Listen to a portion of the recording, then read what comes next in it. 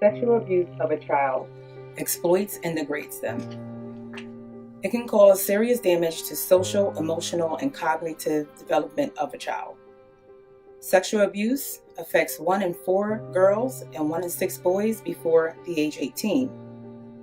Hi, my name is Zanetta Berryman Cooper, founder of Speak Out Now.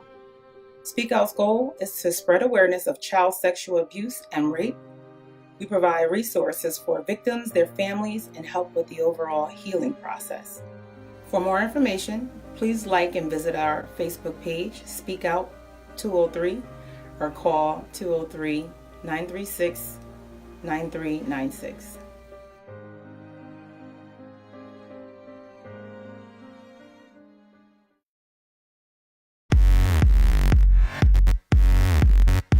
You just spend your right check engine light for a better price at Star. Get your alignment tight, so your ride is nice for a finer price at Star. Get your struts done, rims custom. We don't overprice when we charge. Now get the lowest price at Star. Yeah, get the lowest price at Star. Hoping at 8 o'clock, rims stay in stock. And we gon' hook you up. You don't pay a lot for your brakes and shocks. Cause we gon' hook you up at Star.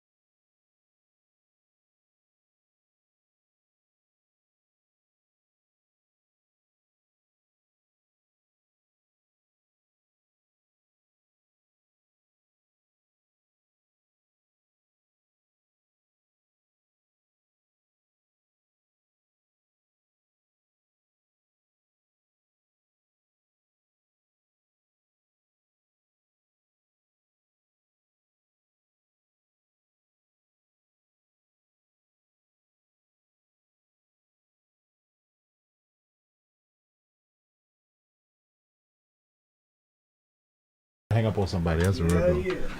You good? Hello, everyone.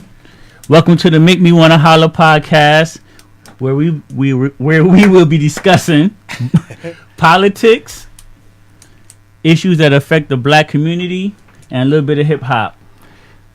Y'all have to work with me because this is the first episode, so we're gonna have a little mistakes going on, but we trying. Yeah. First of all, I want to thank my boy Rob Davis. Yeah. I got my boy Seth Poole. Gonna sit here, real intelligent man. You always been building since high school. Shoot. Before high school, honestly. Since the field. My cousin Tanya Foreman Moore, where we always debating non-stop every day, all day. Somebody phone up? All day, every day. Nah, I don't know who phone. Oh shit! Excuse me, y'all. Excuse my It language. happens. I'm gonna cut the phone off. Okay. Okay. And tonight we will be discussing the state of the black man. Okay. Actually, I got this idea from Anthony Ellison. You know, one day he posted it, and I was like, you know, that's a great subject. A lot of opinions about it. A lot of people. We want y'all to call in, you know, to state your piece. And we're gonna start it off. First question I'm gonna send to my boy Seth and Tanya. Cause it's a female can answer this also. What do it mean to be black? I mean, Beauty before bronze. Sis. Okay, what does it mean to be black? My definition of what does it mean to be black is the first thing I could think of is number one, being proud. You know what I'm saying? Definitely. That's first and foremost. Yeah. But when you look at what do it mean to be black, you can go all different ways with this. But I would say this. I'm grateful for who I am, the skin color, just living in this day and time, and, you know, going through the motions that we going through. So being black is a beautiful thing. Mm-hmm. I embrace my blackness. You know what I'm saying? Mm-hmm. And I love it. I hear that. I feel you. Definitely. How about you, Seth? If you had somebody Shoot, ask you, say, what do it mean to be black? What would you tell them? It means, first and foremost, we were the first people on this planet called Earth. I agree. That's just going to the source and going to the history of what all history points in the direction. The first being with 10 fingers and 10 toes was in Africa, and that's where we all know we from. So it's like that pride of knowing that we've been here the longest, and so much has been done to try to erase us from this planet, but they cannot take us out, and we just keep getting stronger, better, faster, smarter. It means to be a part of something, a rich history that most of us are unaware of. And the only way to gain this knowledge is through questioning our education, seeking it out on our own, and, you know, basically seeking it out. Like, you know, the sad part about being black is most people be like, I don't even know what that means. Truth. It don't have, Truth. it hasn't been given to them in a way where, Truth. you know what I'm saying, it was laid out. You got to chase that. If you don't chase what it means to be black so that you can make an understanding for yourself, so you can walk around prideful with your chin up, you know what I'm saying, understanding that you stand on the shoulders or on the backs of royalty and genius and innovators and the people who establish civilization, culture, mathematics, musicians. Come on, man. We have to be all end all. And once we look in the mirror and we find out and we look at some books and, you know, we follow the yellow brick road, because there is a yellow brick road. It's a map. Absolutely. It's a map. You know what I'm saying? Absolutely. I Crumbs totally and all agree. that. You know, it's like follow the crumbs. Like, what was that? When they fairy tale when they was in the woods. Oh, she dropped the crumb to find her way back. Yeah, I straight feel up, you. man. That's the problem. You know what I'm saying? So many black people are lost. And ain't nothing wrong. It ain't nothing wrong with ignorance, because, like, you know, it just means you don't know. That's a great. That's a great segue to the next thing I wanted to discuss. Because I mean, this topic for tonight gonna be definitely the state of the black man, but it's a lot of umbrellas that come under it, and like so. I mean, as a black man, as a black race, where did we come from? And like, far as, how can I say, like, you know, let's say the 60s, 70s, it was black, and like you said, black and I'm proud, unity. We were trying to do things. So like, where do you? Let's say if I give you an example, as far as like where we was at in the 60s, like where do you think black pride was realer back then? Do you feel that way realer? Well, how did we lose it? Like, how did we lose? To be honest with you, man, that's the beginning of my education. That's what I'm saying. That's where you know I'm what at. Saying? That's exactly. Where That's why I said let's start on my own, because the problem is, you know what I'm saying, by my own admission, I ain't had no father. Me either. And I had two grandfathers that lived till I was 40. They just died 2 years ago. Lucky man. You know what I'm saying? And they both had a third grade education. And all they told me was, go to school, boy. Go to school, boy. I hear you. And they wasn't passing anything down. Right. So it's like, you know, that whole art of storytelling and you know, the griot, and, you know, it's like those are the things that I take very seriously and I hold very dearly to my heart. It's like, if you get information, it is important. It is necessary, essential that we send it down to the younger generations. I agree. Or else they're doomed to repeat the past. I agree. Definitely. I just want to chime. Yeah. See, what happened was when those stories weren't told because of the pain that they Endured. You understand what I'm saying? So they don't want to tell you about what they went through. But you mean far as like what they went through as the struggle, or you mean far as they went personally, through just in their was a lives, struggle. everything. I mean, everything was a No. struggle. Listen. Yeah, Listen. So listen. You can go back to the 50s when your grandmother. You understand what I'm saying? Your great go back grandmother. further than that because I mean I honestly feel that great scholars W.E. Du Bois, you know what I mean, Marcus Garvey, they came in the early 1900s. So do you think we start losing ourselves starting then through the 60s, or did it start? Where do you feel it started? Where did we lose ourselves? See, this is the point that I'm making. Right. I believe we lost ourselves before that. There are some people who, in some families, even back then, were strong enough to lead and guide their people. You understand what I'm saying? I'm talking about real talk. And in most families, I can go back for mine. This is some things that weren't talked about. A lot of things. So you know what happens when they're not talked about? Your parent, your grandmother, your mother, they don't talk to you about it. You understand what I'm saying? Because it's like it's hush hush. So now, But do they not talk about the struggle? so where's or the do they not talk motivation? about So family but issues? There's a listen, difference. but where's the motivation if they haven't any? How can they motivate you to be a better you? So you as being they're a trying black to mother. motivate us. Go ahead. No, they're really trying to motivate us away from pain and away from the possibility of Absolutely. getting murdered. My point. Because their reality was people got murdered. People got murdered for speaking up. True. People got murdered for going to the store. People got murdered for whistling, even staring too long. Absolutely. We're talking about times that we can't even take ourselves out of our shoes and try to put try it to in go them back. shoes. Can't do it. And we can't force them or even suggest. So that do we blame we our can't even parents? suggest. There's no blame. See, that's a big problem that our people have. Okay, we so looking wait, for somebody to scapegoat. I agree. You know what Okay, I'm so saying? let me we even blame our own grandma. All right, I feel And you. that's dirt. But so let's let me say this. Then let me ask you this: is the state of the black man in a good place as of right now? No way, Come on, shape, man. or form. It's like this summer is like the anniversary of like 230 years Yes, absolutely. since I the was first just researching black something. person came to America in enslavement. So we're not in a good place. So where would you say we at right now? You know what? I mean, there's some people who are sick and tired of being sick and tired, and it has moved them to action. There's some people who they was bought, they was sold, and they always gonna be for sale. So are we in a good place, or are we in a? So you saying we're in a bad place? Look, There are the some thing is- people who are for self. Some people are for self, some people are for sale, some people are, they don't have no code. They don't have a code. They don't have the value systems that were, most often a part of our families back in the day when it was like the 50s. You had, the majority of black families had a mother and a father and the kids. You know what I'm saying?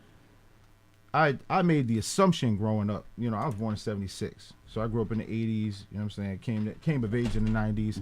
And for me, I had the unrealistic expectation that most of the brothers around me did not have fathers. Well, I mean, listen, when I seen a black man in somebody's house, it shocks me. I was so lost with it. Like, I go to somebody's house and they father there. I'm like, I'd be like, man, you got a father. How you do that? And then it turned into, dude, you got the nerve to have a father. Yes. The behaviors of some of these brothers, dude, you got the nerve to have a father man. and be like this. Yes. And it's like, maybe some of them are like that because of their fathers. I hear that. I mean, I don't want to You know? point you out as just, ask you female questions, but as a woman that's sitting down with two, black men right now, I have to ask you also, where do you see where the black man is at? Personally, the black man is at a standstill. And I believe that, and I'm not speaking for every black man, Man, but your the, view, where your but, view but at? the We ask you majority your of view. the black men are stagnant. You understand what I'm saying? Because they're not looking at their life as if it's meaningful, like it's purposeful. You know what I'm saying? It's like, all right, whatever the moment or whatever situation they're in.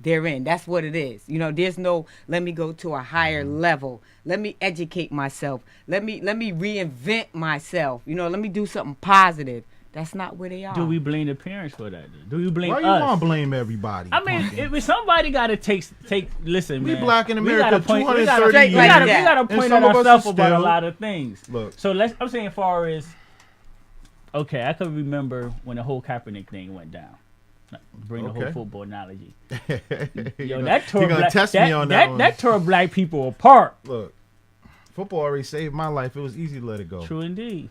But I mean, far as like just black men in general, like I remember literally Look, black men are still watching going the NFL. at it with people at the Black time. men are still on watching Facebook. the NFL. Yeah, Black I mean, brothers, I you honestly still watch it again tuned into myself. your oppressors. How But- does it feel? Absolutely. So How does it I'm not feel? gonna. I'm not gonna start. I To started log watching a into few your games. oppressors the day after, as soon as you get out of church. Let me go get Let me a go plate get of ready food for that's it. gonna close my arteries and watch my But why do nephew we- knock the crap out of why- somebody until he okay. can't blink no more by the time he's 32. So Like- far, okay. So back to where we at. Like literally, if you had to put a stamp, like where we at, you would say what? Like just give me a whole. We just stuck. No, I don't think we stuck. Okay. I mean, I see a needle that has been moved forward. It's gradual. So we moving. Yeah. Oh, we always gonna be moving. Okay. The thing is, are we moving according to? Are we moving fast enough? Fast. It ain't gonna be fast Never gonna enough be for fast me and enough. you. Yeah. But not for nothing. Me and you sitting right here. True. You know what I'm saying? True. We grew up, what, 900 feet from each other, Yeah. and the only reason why we came together because that 34 connector. Yeah, actually, True. I'm gonna Full keep it 100. circle. I met this man because he had a dirt bike and nobody else did. and not for nothing, I learned how to ride dirt bikes on his bike because he came out in public and was 100 enough to let the neighborhood, break his my clutch. I hear that, man. Oh, You know what I'm man. saying? Oh, And it's man. like when I look at that alone, like, you know what I'm saying? I look at the whole dirt bike culture in New Haven as like a microcosm. It's like a smaller example of what is like super dope about black folks in New Haven in particular. I feel you. You know what I'm I saying? feel you. Because I've seen cats come to New Haven from Philly, from Baltimore, ride out, and yeah. and all the places where the riders is at, and they critical of the little boys on the big rippers. Yeah, Where they definitely. do that at? I'm like, where they're not robbing, stealing to get Oh, $5 they grand get to on buy it. Yeah, to yeah, buy a Banshee. You yeah, know what I'm saying? yeah, Like yeah. everybody doesn't walk right into Banshee money. Nah. And the crazy thing is, I when the cats start talking, the first thing I ask them is like, "What does your father do?" And if they answer in any affirmative, that means they had a father, and by automatic, that's where black manhood get right there, because they came to New Haven, was disrespectful of how we developed in the bike life, and they dads bought their bikes. I hear that. You know what I'm saying? I hear that. So Yeah. you do feel we are definitely moving the needle. Oh, definitely, because conversations being had. I mean, I just said Philly True and indeed. Baltimore I are mean- critical of a 120,000 person city Yeah. where they talk about Connecticut like no one's black at all. Well, And when they get here and they see some straight black, authentic hood, you know what I'm saying? Wait, can I just reiterate? Go ahead. That's funny because I'm just having this conversation. This was some years ago. I went to the Cayman Islands. I went on All right. I went on a 7-day cruise, and I'm boisterous, so I met a lot of people on the. yeah.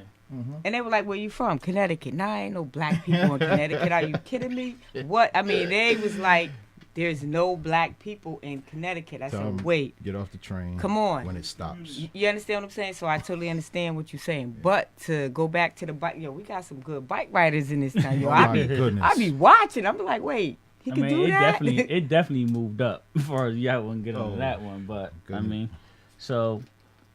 I mean, to segue into the next part, I want to ask. I mean, I'm gonna be all over the place, but we're gonna touch That's on a all few right. things definitely within the hour. Where do you see us going? We do. I mean, Greatness, outside man. of sports. I mean, we see Look. rap and sports, man. Like, I mean, intellectually. I see freedom. I mean, politics wise. All right, can I Do say you I see something? freedom. Go ahead. You know what I see? I feel like, as a black whole, as a black nation, I feel like we have too much separation amongst us. You understand what I'm saying? Yes, ma'am. And that's one of But we the always had separation amongst Yeah, but- us. but Marcus Garvey and W.E.B. Du Bois didn't get Yeah. along. yeah, Ain't how it is. but hold up. But we know why. Technology definitely. But listen, we know is a- why. We're not gonna get into that because Thank you. I start going on the Okay, whole everybody Willie got Lynch different- whole everybody thing get into all that. day. Everybody If you got wanna get different into goals. I Yeah, didn't see everybody- Walter Miller said listen. what? Why? Who did the NFL murder? So I mean, obviously he's saying You said who did they murder? so that's you part think, of the you question. think NFL players are living to be 75 years old like the rest of the I population? mean, far as like the boycott, I'm thinking he meaning. So I mean, we all got different agendas. I So, mean, yeah. Us as black people, some where of are us we want going? to own our own, and some of us want owners to own us. Salute. Think like that. Salute. that's Put the your truth. money where your mouth is. So Watch your so step and let's step and so son. let's So just put they're it like this. definitely We got the slave house and nigga, slave owners. and we You know what I'm got the saying? I wouldn't call family. my nah. See, Man, I'm whatever. The different. combine. Wait. I got people who are I'm gonna, not. in it. I didn't People watch who- the NFL, you know but I full wouldn't well, call. I put I a lot wouldn't of call people nobody a who house. I went to wouldn't the call my house NFL nigga when for they watching back. it. No, I ain't call nobody no No, house I nigga. I don't said think they that- put their money where they put their money. They are bad investors. And black people are bad investors. Oh, Black we definitely men, bad black investors. women. Yes. We can't even bury our own people when we Yes. pass away. So one thing. I'm glad you Look, brought I'm that gonna- up. Go ahead, I'm go ahead, keep glad it you coming. brought that up. I mean, so far as where are we going? Like, where do you see our next stop as a First and landmark? foremost, like, people far gotta be as able a to bury letter? their people when they die. That's right. Because the way right. they bought when we came in here, we were That's taken right. care of. We need to be taken care of on our way out of here. That's right. And if you ain't taking care of your people, What is your people? we got though? work to do. Is your people? man, your family? if your mama passed away, That's is your right. people? So Man, you your can't- people as far as your family, you're saying? I don't care. Look, Is different people your have different people versions of family. different? That's right. True indeed. Listen. You know what I'm saying? But I'm asking as a whole. I Like, can't where are we speak going? for the whole. I mean, as a whole, where are we going? Like, what's the next mark you would like to see us at? Let me Next say that. mark. I mean, Yeah. goodness gracious. Like, it could be small steps. I mean, as I'm talking you know, about. As I know, black I men. know, I know I'm what talking- I've been doing. I know what you've been doing So, too. so what I'm doing, I'm gonna raise this queen. That's what I'm gonna do. I'm gonna raise this Respect. queen. I'm gonna protect her, and if anybody try to hurt her, I'm gonna put my life on the line. Respect. That's what I'm gonna do. Absolutely. Okay, so I'm gonna just jump over my next question and go to another part because we're talking about family Hey, now. hey, black manhood, real to Is me. the black man the reason for the black family not being together? Nope. We got a woman here. Nope. Listen. All No, you gonna say is Hold no. on, no, listen, I'm gonna tell you. How about is the black man the reason for the black family not being strong? Listen. Who said the black P. family Nice. wasn't strong? P They're not nice, strong. P nice. Listen. Go back to that question. And you not said, is strong. it the black man's fault? Right? Is that the question I that you brought asked? you here. He I'm All right, wants so- to sweep all Okay. the brothers' legs. Listen, So now listen. I'm asking some tough So questions. listen, I want so to listen. talk about some real things tonight. Listen, do it. I don't think it's the black man's fault at all. I think the black man was conditioned mentally to do what it is he For the has family? done. Yes, there are some fathers who stayed. There are some fathers But who how left. about all the Now, come ones on, man, that left? Listen, there are some. Listen, let me finish. There's some fathers who left out of the house but still showed up for their kids. True. But then there also are some fathers who I mean, just it's kept good it and moving bad and everything. and then look You back. gonna- Come you on, gonna listen, make me listen. sit here pulling up It's, articles. Listen, it's, be it's nice, good and listen, bad listen. at everything. Yes, so it I'm is. asking far as a whole. Like, so everything I'm asking, I don't want you But to be you're not like, gonna get this is that what one- I, but you're nah, not gonna the- get we gonna one bring the topic answer up. You're not to gonna get one answer. I understand that. solidify But we're gonna all these different. true indeed. So I'm just saying, far you saying the black family strong. No, So- the thing is, here's the thing about the black family. Even in dysfunction, the black family is strong. Oh, we got a take it. call? Yeah, we want to take the call? Yeah, whatever. All right. Come on here, sit up.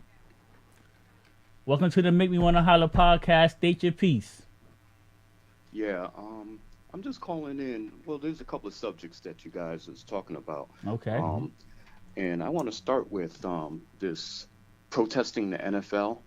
All right, go ahead. Okay, my problem with that is the reason Kaepernick took a knee is because of the killing of unarmed black men. Mm-hmm. The lack of education. My problem is that why are we protesting NFL games when the NFL, they didn't murder somebody? All right. When Kaepernick took this stance, he had to realize what he was getting into. If you look throughout the course of history, every person that took a stand paid a price. Always. Always. We always pay a price when we took the stand. Somebody falls on the sword every time. Yes, sir. Okay, but it's unity in numbers. So, I mean, every protest, I mean, I don't mean to cut you off, but to state my piece far is it, I felt that, like with any boycott, it's meant to disrupt. I mean, a boycott don't make no noise if it's in your house. I agree. Like when people stand in front of the highways when they protesting nowadays, it's just to cause chaos within the city. And that's my problem, because people are saying, "Oh, I'm protesting the NFL." So what are you doing? You're basically turning your TV off. No, we're watching something else. I mean, or we reading a if book. you're going to protest, stand in front of the stadium and protest. I mean, saying that you're going to turn your TV off is probably it's akin to, okay, I'm gonna have faith that this brother turned his TV off.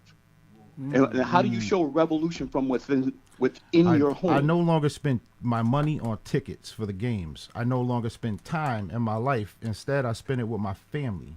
So, go ahead, Zach. hold up, Go ahead, because not for nothing, man. I can dig that. Because what happens what is traditionally black on Sunday, bro? Yeah, but no, I asked the question. What is traditionally black on Sunday, bro?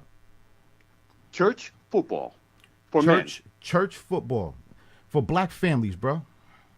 Right. Traditional black family Sunday. What happens? We have church football and a meal. And a meal with who? Sunday meal with our families. Family. At least Sunday I do. Dinner. How many of us have family Sunday dinner? Okay, so that goes to I can't all I can do is account for me on that. Do you think more than 51% of the families in the United States of America who identify as black have family Sunday dinner? No. I think it's a traditional black thing. Does it happen in more than 51% of black households, brother? So you're saying that we're not gathering together? We're not having family Sunday dinner, bro. Big Mama died a long time ago. This is what I'm telling you. We're talking about the state of the black man. Okay. All right, but see now we're segueing into something else. Oh yeah, the state of the black man. The title of the show. Bomb, please, right. Rob. But nah, don't bomb. Let him flow, though. But let him flow. We want all opinions. It's not about the NFL. We want to flow. We want to flow. But I mean, Farrah, go ahead. What else you had a question about? I respect your opinion. Go ahead. Okay. Keep on going. Okay, but he spoke about football. Okay. Nah, I had brung it up initially. I don't have to talk about football. I was just using that more as an example as far as unity. You know what I mean? I got skin in that game. Okay. I got literal skin. Yeah. So let's talk about the black man. All right, so let's talk about the black man. All right. I was 18 years old. All right. And I had twins. Okay, respect. Okay. My option was to take care of my business or to step. All right. Okay. My father stepped on me. I chose not to step. Respect. And to this day, my son is 30 years old. Okay. All right. And I'm a grandfather now. Congratulations. All right. Salute. So I kept, even though, see, the thing with me was I felt like this. When my baby's mother and I broke up, I felt the need to get over her first. Okay. See, and that's the key. That was the key for me. I needed to get over her because women hold their children as weapons against man. Men I wouldn't disagree with you on that.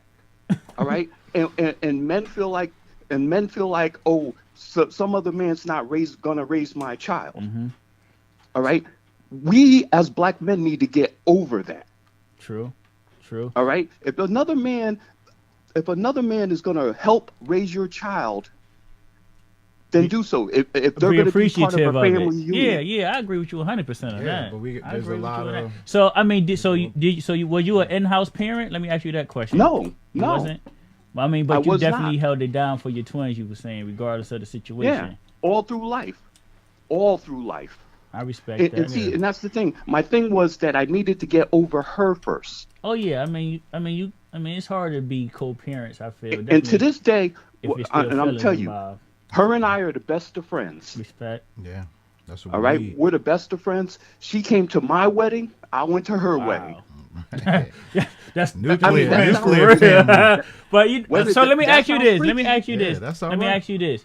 So when it came to far, you got boys or girls? You got boys or girls? Or I got boy a and boy girl? and a girl. All right. So far as how did you send your son out into the world? Like what did you tell him as like when he was becoming a man? Let's say at 18, like this is the world and this is how you're gonna deal with it. What message did you give him? I had to All ask right, that because I didn't have a father to give me that message. I mean, I literally went into the world. But bruh, I told you in the Blind. beginning. Yeah. I told you in the beginning. My father wasn't in my life, so Okay. I was playing it as I went along. So All I right. mean, like, what did The- you tell him? Like, what did you make difference in his? What difference did you put in his head to let him know, like, this is what the world is gonna have to offer you, and this is how you're gonna take it by storm?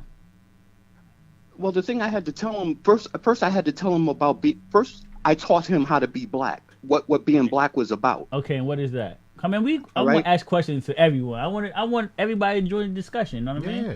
So what Okay. what do being black? What is being black? What is that about? In my case, being black was about standing up, being responsible for who you are, what you are, and don't Okay. forget where you came from. Okay. All right. I want to know where we So came from. his knowledge from me far surpassed came my from? life. So Okay, trying I to hear find you. out where I came from. I don't know. I hear you. You know, so I had to tell him, traditionally, what we have to do as men. We have to work harder. We have to, because nobody is, I grew up in the 70s. Okay. So, I told him that you had to deal with the oppressor. Definitely. All right. But deal with them deal with them in what kind of way? Because I mean, obviously, I could tell that we had different views about the NFL protests. So I mean, how do you deal with the oppressor? How would you say you deal with the oppressor? Like, how do you become a chameleon and just blend in? Go with the flow. No, Or do you have to. Or do you I stand feel like up? Like, I'm an Fall on the observationist. sword. I'm an observationist. This is the most I talk. That Okay. that I'm speaking to you. yeah, I respect All right. that. Okay. But I'm a watcher. Mhm. I'll go into a room with a room full of people and I'll survey the crowd. Oh yeah, that's the way That's- to be. Yeah. And I'm gonna see. First, I'm gonna find the exit. That's the first thing I do when I go in the room. No doubt. Hey, you used to be a bouncer too, man. No. I just knew that because stuff. Survival, I don't want to curse. survival. Stuff jumps off. I want to know how to get out. And that's why I'm the oldest person in New Haven from the hood who's never been in the jump. Yeah. I think I've been in once. One time, so it take. Right? I mean, I just want to. Bruh, I I look out windows and everything to see how far the drop is. I hear that. Oh, I mean, I just want to say but, something. But, what's the he call's needs. name? But I told him, those things like that. How to handle, how to survey a room, Yeah. how to listen and look at people. Yeah. Because people, especially the oppressor, they will give you cues. There's Signs and wordplay, everything. and they give you cues on how they really feel about you. That's true. Absolutely. Absolutely. You know what I'm saying? So 90% of what they say could be in favor of you, but then there's that one thing that they'll say. And you'll be like, oh, I'm okay, cautious so at this all dude ain't who times. I think it is. I feel you. All right, thanks, Walt, man. You have something to say? Thanks for calling in, Walt. Well, I wanted All to right. say something to Walt about, Go ahead, go you ahead. know, when he was first coming in, he was talking about not having a father, but being there for his own children.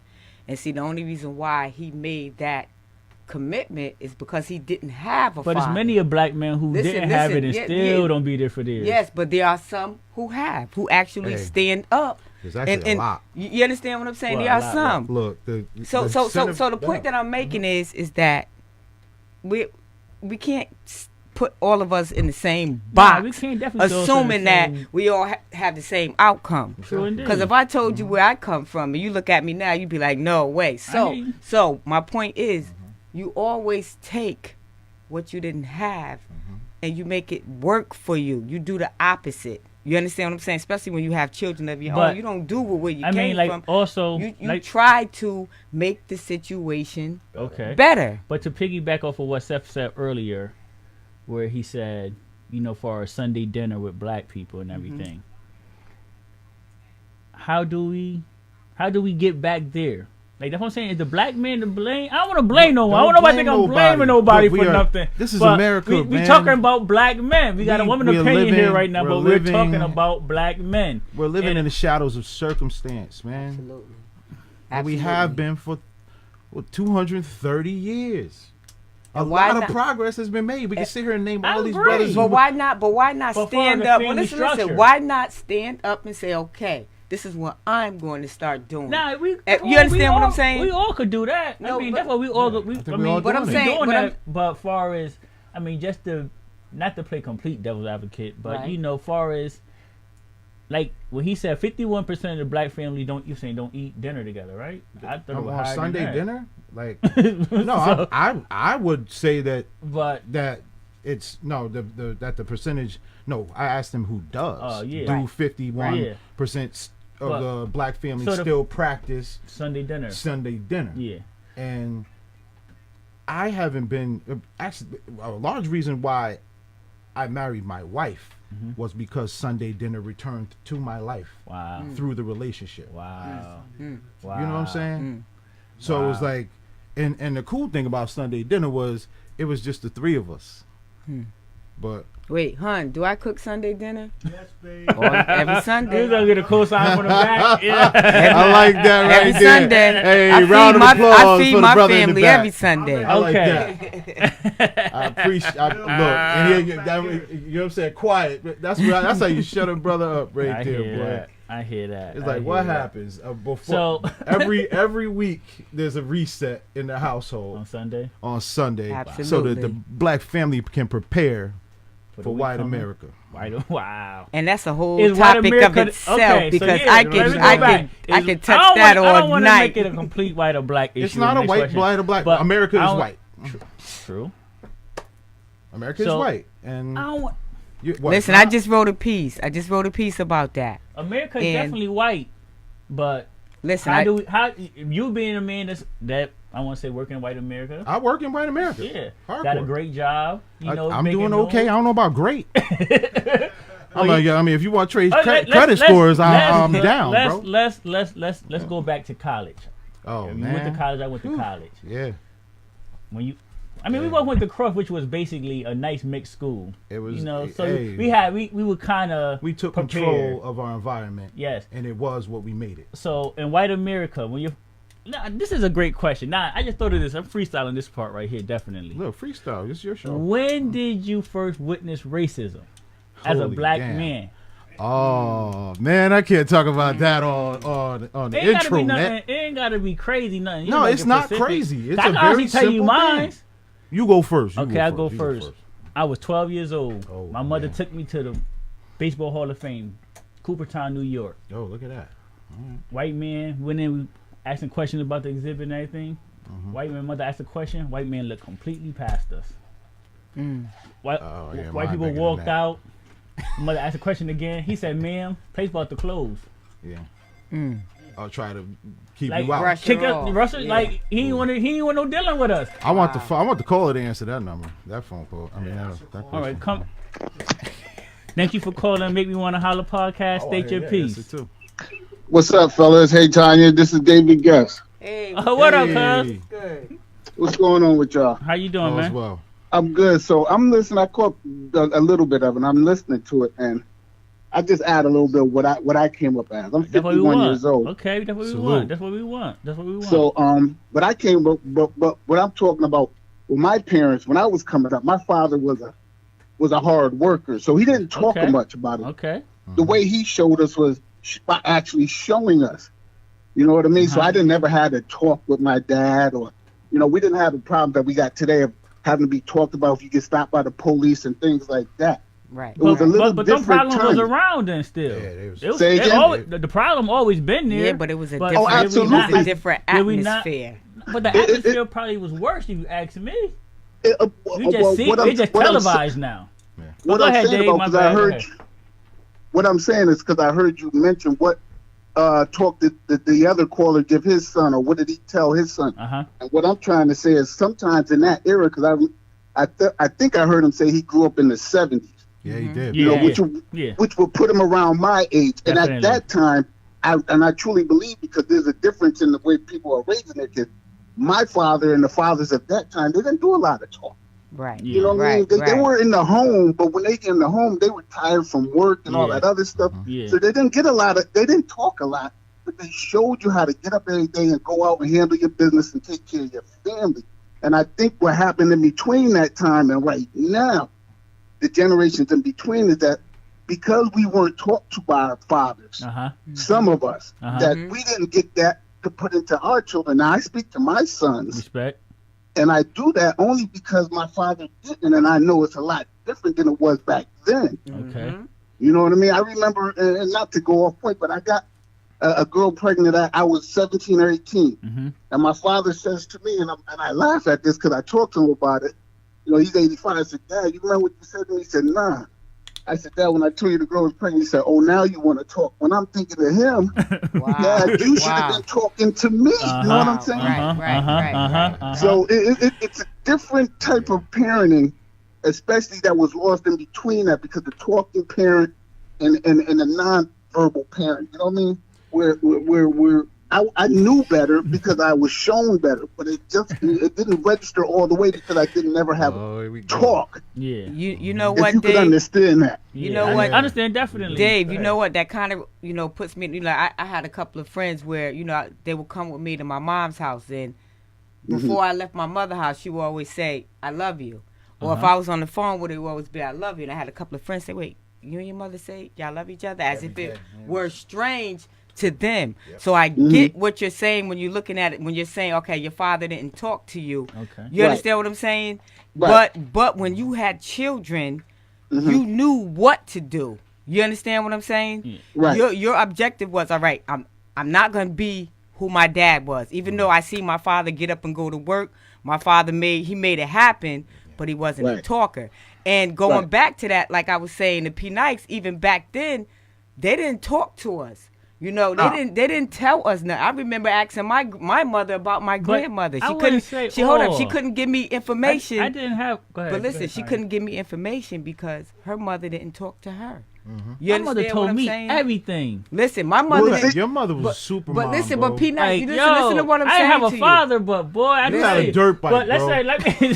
Brother, you say outside of getting. Hold on, let me say this to you. That made me think the world was mine, which did more damage than anything. Listen, he taught me how to ride. Cut you off. Let me ask you one quick question, because you're a female here with us right now, and we're talking about black men. Hold on one second, Dave. Stay on the phone, Dave.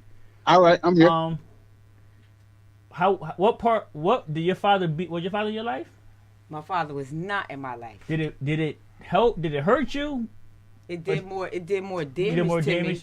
Didn't help me. So do you feel by any means that a black man should try to make the family thing work, or should he? This is I feel family structure mean a lot. Listen, I don't mean to cut you off. The dudes I do know who father was in their life, I mean, 90% of them are good men, good people. Like 2-parent homes is definitely a plus. Wait, I'm gonna say something. Two family homes, and they not with us no more. Right.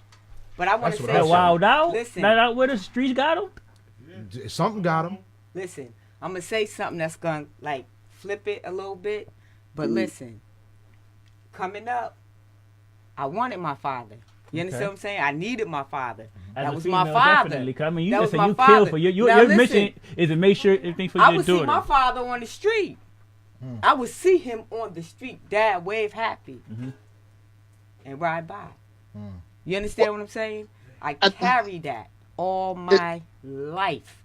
Till one day I had to ask this man, what happened? And the story he told me, it was crazy. You understand what I'm saying? I was like, no, he didn't just tell me what he told me. But as that grown woman, you know what I said to myself? I'm glad that this man didn't raise me. Wow. You understand what I'm saying? Listen to what I'm saying to you. Because just because it's your father does not mean you might get Go ahead, Seth. what Go you're ahead. looking No, for. that wasn't So me. sometimes No, you got to what look you for want it. You to got say? to Say I was step saying off. something. Dave was trying to say. Oh, go ahead, something Dave. on Go the ahead, Dave. See, I mean, I think the difference is, and I'm speaking from my perspective, and people around my age. My father came up from the South, from South Carolina, Okay. so he was an old country boy. phone. What part? What part? He was from 41 Crossing, right down here, not too far from Spartanburg and Orangeburg. Oh, that's one of my family from the Berg. Okay, the Berg. I still got some people down there. We But, cousins. He's stupid. We We all white we guys, black. you know, We Facebook. all cousins. No, some of us are literally cousins, bro. Nah, but go ahead, Dave. but True. what I'm saying is because he, at that time when he was a little boy, his daddy or his granddaddy, they didn't talk to him. What they did was show him how to stay out of trouble with the white folks and not get beat up or thrown in jail.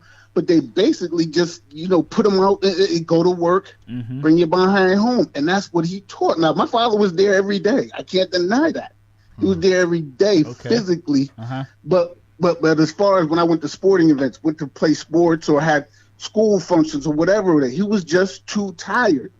You know what I mean? To be involved in that true type of indeed. stuff. Sometimes what And the that, mother was there for. You know what I mean? The mother Well, was the nurturer, the father was the hard worker.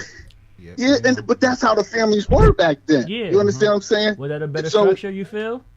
Huh? Do you feel Say that better? again? Better structured than what, though? As far as like, Co-parenting? yeah, like the father go out and bring the what do you think, food, Dave? the mother. I mean, Yeah, hunter-gatherer. And, yeah. So when Nurturer, you start provider. talking about the state of the black man now, you're talking about years and years and years of communication Yeah. being falling off as every Ooh. 10 years there's Ooh. less and less being spoken about. And the other influences that are influencing the kids today and young men and young women, Thank you. it's social media. Nobody goes outside to do anything anymore. Yeah, did you see, Dave? Did you see that they pushed a law in Hartford? There's a policy change on the books right now to mandate 90 minutes of recess. And it's like we grew up with it. Yeah. What did you But some do schools with it literally after? took it out. That's what I'm saying. It's like they're taking out all of the stuff that made us the people that we are, and you a business owner. You know what I'm saying? Yeah. Like, and you know what I'm saying? Like we've moved the needle forward, yet Is it getting pushed back? Do you feel they pushing it back? intentionally, man. Intentionally? Well, The school to I prison don't know if they're pipeline. gonna push it back. I don't know if if I they're believe pushing that. it back. They're making prisons based on third grade reading scores, bro. Oh yeah, absolutely. It is That- intentional. It is like well- they're saying they're doing it.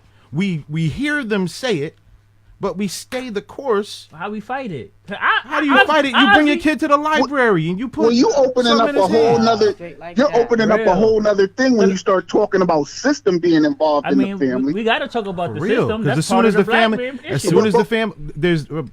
Brian and I was talking it is about part this. of the Yeah. system is part of that thing. But what the main thing is what most people is missing now is parenting at home first. That's You know true. what I'm saying? Absolutely, Most of the Dave. time, parents are being reactive instead of proactive. Yeah, you know what I'm saying? I agree with you totally. Yeah. And You know, I mean, I'm a we're youth al- development we're professional. always I've been a working step with kids since I behind. was Yeah. 16 years old, man. Because I We're- saw that there was a void. I didn't have my father, and I didn't have all them answers either. Yeah. So, but at the same time, kids need to learn how to do stuff in order to understand the larger responsibilities in life, particularly when the government says that you're an adult at what age? 18. I ain't never met no For real. 18-year-old adult before. I know I wasn't making For decisions. real. by I met some myself at 18-year-olds that had some adult responsibilities. Hey, Absolutely. but I ain't never met no 18-year-old I, adult. I was Yes. going to my mother for answers all the way up to the day she left the earth. Me I was too. like And we 24. should be asking them I questions was when like we 50, 60, 18. I 70 would've years like, old. man, let me go ask my Hey, mother about that. I'll say this one little comment, then I'll get off and All I right, okay, enjoy go the ahead. show. We so much. appreciate Thanks, you, man. bro. Yeah, Yeah. definitely. But you just said they label you as an adult at 18. But here's the gimmick to that. In some states, you're legal before you're an adult. You understand? Do you understand that concept? You Like, said you can be illegal a before you're an 16 adult? You can be a 16-year-old girl and be considered legal, if you know what I mean. They will- No, you can be 16 is the age legal. of legal consent. So Right, you have but sex at 16. You could So how drive do and you- this vote is at what I'm trying to 18. say. They make laws. How do you expect a 16 or 15-year-old young boy or girl to be able to make rash decisions about sex, and you didn't even classify them as being an adult yet? at Absolutely. 18. Look, Absolutely. I don't totally no disagreement agree from with this that. guy, I brother. hear that. Thanks for calling, Dave. We appreciate it. Yeah, no doubt. Dave, go ahead. So what you were trying to piggyback off of? I For the don't prison know if I. pipeline. Go Oh, the ahead. prison pipeline. Shoot, man. I You threw think some that thing numbers. stick. I mean, honestly, Look, I'm man. not a conspiracy theorist person. No, it's not about But conspiracy you theory. This just is spit history, facts. you know. Yeah, you spit These are facts. facts. You just threw some numbers out These there. are facts, and that's the there's- reason why there's these truly- books are important. The new Jim Crow. I mean, we lived it, y'all. Everybody in this room, our right. lived experiences and the people that we know are the ones who are feeding all of the so-called conspiracy theories. Now they are history, American history, no longer conspiracy theory, because now they don't put them in books, and the people So who the prison perpetuated pipeline this is stuff, real. it says, yeah, man, they got. When you talk to your boys who've been locked up in Fed time, ask them what they did for work, where they were, and what their responsibilities were while locked in federal prison. These are the conversations that are not being happened. They're not being had, and those are the ones that need to be had, so that the young men who are looking at prison as a rite of passage to some entrance into Manhood. really manhood and everything that they value, they refer to as a game, but they can't play any of the games that help you navigate through life because nobody taught them. So how do we fix that? Look, they can learn how to play some chess down at the Stetson Library with my man Sean. Sean doing his thing down They there. can learn how to play some Monopoly if they holler at your boy, because I got 2 properties and I'm trying to grow an empire. It's a whole lot of these games. They can start owning a business. Man, you get on LegalZoom with that sneaker money and you own a business, and that's real. And nobody's saying it straight up. And when the business people start saying it, if Punk can say I'm doing a free entrepreneur workshop in the Hill, and are they gonna come first and foremost? Right. Will they show up with $300 of sneaker money and they phone so they could get on LegalZoom and get themselves an LLC and a tax ID number? Will they do it? And that's the thing. That's So the where do we question. start as black men? Because this Right is there, has the always been free one of my public goals. library. Like, how do we come together as a community? The free public But library. let's say like me and you, right? Me and you right now, we could get together and be like, yo, let's get some like-minded men and let's change this. Let's get library cards. We can use that space for free, and not for nothing, they just put like millions behind black manhood. Thanks for You calling and start make me want to teaching the holler. black man. Podcast. State your piece. What's going on? All's well. What's going on? It's it, man. What up? What up, Ant? How you doing? What's going on, cuz? I'm good. Let me see if I can get my sound right. So, it's a lot of stuff. I like what's going on, but it's a big piece I see missing. And when we say the state of the black man, talk about a modern black man, right? Definitely. So, what I noticed is like a lot of, I don't want to get fouled in, a lot of bitch assness. Oh. It's a lot of dudes who've been they existed in this integrated society that when you wanna have your roots in a black family or anything like that, they not concerned with that. To them, that's kind of irrelevant. They want to be accepted by everybody. That's why the things I believe happen to us. So you feel that most black people are happy with the fantasy that we have overcome. Oh, they think we made it? Not most black. He says a lot of bitch assness. Like, so, I mean, he said, I would take it as most people just That's the worst thing you could call me. That's people that's content. I'm thinking No, see, we are complacent, and that's the problem. We are comfortable with where we are. Comfortable being as miserable. a race or as a whole, we're comfortable where we are. Sometimes we get comfortable with where we are, and we don't look at trying to succeed or go further than There's where not we enough are. of us. You Let's understand say what I'm that. saying? Like, I get what you're saying. I totally understand what you're saying, but I feel like he's saying the state of the black man. I feel like the black man, it's time for the black man to rise up within himself. There's books. You can become knowledgeable by yourself. Yes, you can. You understand what I'm saying? It's not hard for us to do that, but we are so complacent, meaning that where we are at that particular moment in our lives, we're comfortable. You know what I'm saying? And we can actually do better. But I know sometimes when you don't know better, then you can't do better. But that's why we have this platform right here to say, listen, True indeed. it's Thanks time to for us Rob. to start rising up. You know, I have a Well, nonprofit hopefully- organization. I'm Go ahead, starting Ian. stand up, What else you stand gotta down. say, Ian? Go ahead. Stand up or stand down. Hopefully they Stand are, but down. what I see is when you look at, like, let's say like how the black women have evolved to also come in, and they have become the gatekeepers or it's the foundation. True. True. Black true, men, True. they took. I mean, if you see it, like, it's so many dudes that, like, when you see something, or say we get a pro-black issue and you speak up on it, the first person going to give you fight back is going to be a black man. They don't see. They don't. To be black men, integrated black men today, they aspire to be white men. They see that as the apex, white men. Ow. Yo, Ow, you agree with that? They aspire in America. Well, so Look, wait, it let has me a ring. ask It this has a question certain then. ring of truth to Let it me because ask the this American question. dream, Yeah. got a white picket fence. What How many is- people in the hood had a white picket fence? Shit, I grew up in the projects. Yeah. Say again. My grandmother's house was a step You up. know who had a white picket fence? We did. Yeah. What's that? We did. We're on Sherman and Scranton. I built it with these hands. Because my grandfather was around with his third grade education. He was not playing. He taught me how to use a So hammer. you had a man in your life to show you that. Yeah. Oh, he taught me how to use a hammer. I don't know how to use a hammer right now. He wouldn't teach me. He wouldn't teach me how to drop that engine out of that car and build it back together. So and let do me ask you donuts, this, though, Ian. but- Let me ask you and Seth this question. I'll get to your time. You still around? Yeah. What is an integrated black man? He just said it. the black Integrated. man. Oh, go All ahead. right. No, you do it. Got You it. do it. Go ahead. I didn't know you still on the phone. Do your thing. You ready? Yeah, I'm ready. listening. Okay.